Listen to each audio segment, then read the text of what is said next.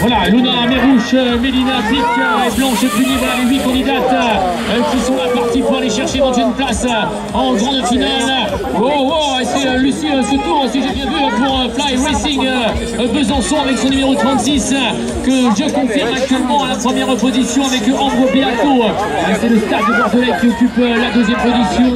Il y a Coralie Moussier qui occupe la troisième place et c'est Blanche Punier qui occupe la quatrième position. On rentre dans la dernière ligne droite. Je confirme Blanche Punier donc à la quatrième position. Alors que ça revient vite également pour le Stade de Bordelais avec Mélina Pic.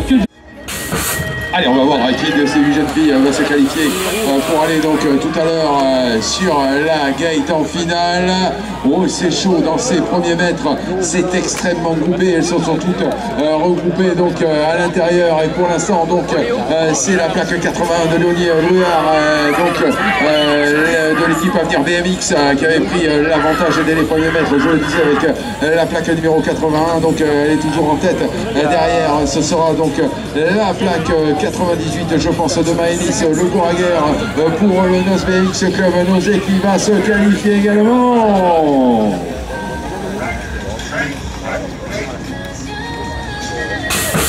Allez, première demi-finale de la catégorie cadet qui est libérée avec à l'intérieur Léo Le Bougeon qui est obligé de s'employer ici pour maintenant revenir en première position car c'est Maxime Habert, le pilote de Sarian qui occupe maintenant la deuxième place.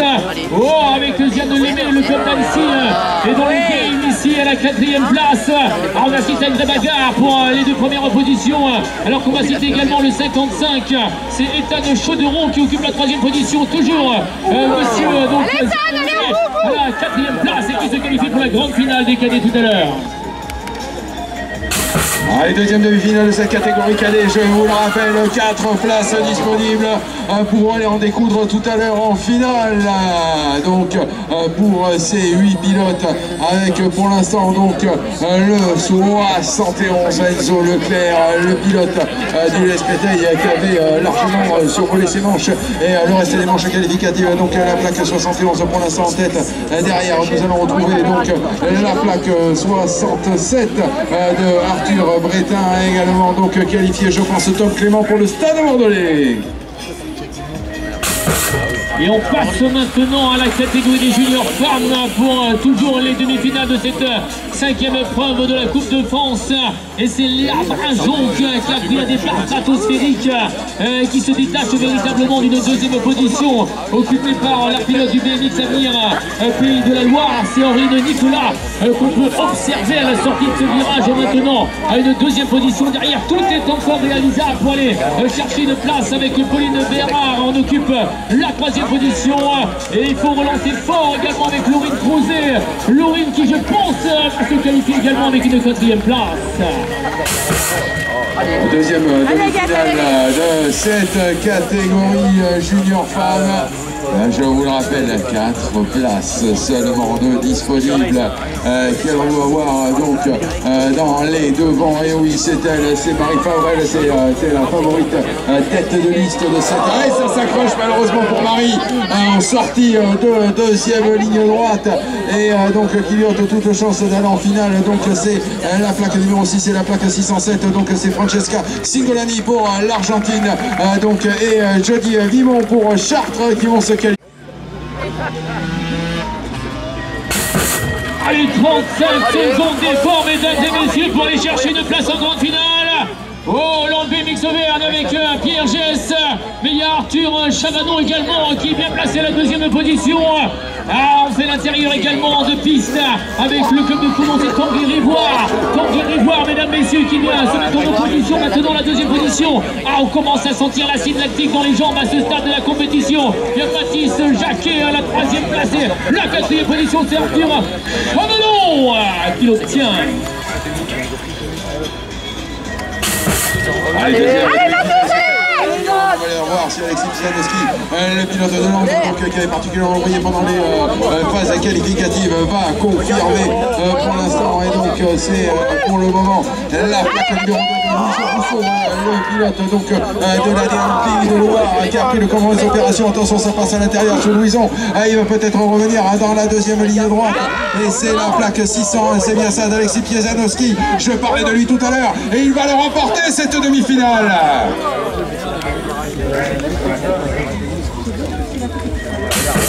Allez, première demi-finale de la catégorie des élites femmes avec Charlotte Devolder, la pilote Chase, la pilote propriété Roi Custom Racing. Allez, c'est ces deux candidates qui impriment un rythme d'enfer avec Manon Valentino. Elle occupe la deuxième place du parcours, alors qu'on va citer également à la troisième position le club de Sarion qui est dans le rythme également, c'est Mathilde Doudou. Et la 120, c'est Christelle Boivin pour l'autre BMX Auvergne qui va se qualifier. Et cinquième, Marianne Beltondo qui se voit éliminée dans cette demi-finale. Allez, c'est parti pour cette deuxième demi-finale. Elle partait de là, je pense que le all shot ne va pas échapper à Axel Etienne. Oui, c'est passé, attention, je pense que Calibert avec la plaque triple 7 n'est pas loin derrière. C'est bien ça, elle est en deuxième position. Alors que pour la troisième place, pour l'instant, c'est Charlotte Moreau, la pilote donc du Couture BMX qui est dans la place. Pour l'instant, toujours Axel Etienne, 2 Camille Hébert, 3, c'est bien la 208 et la quatrième place pour la plaque 61. De Manon Venstra, la pilote de la DL2 Sucy 94 de ProStart.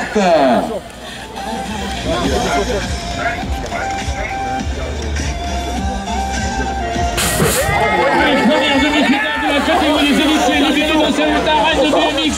Et Monsieur Pilar, Arthur de son prénom, a pris un départ extraordinaire. Oh, ça va vite avec John from Australia à la deuxième place.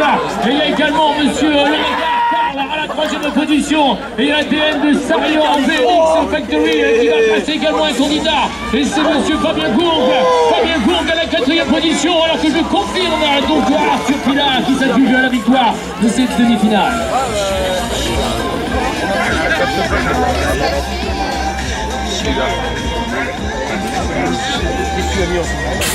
Une deuxième demi-finale de la catégorie élite qui sont là pour, je vous le dis,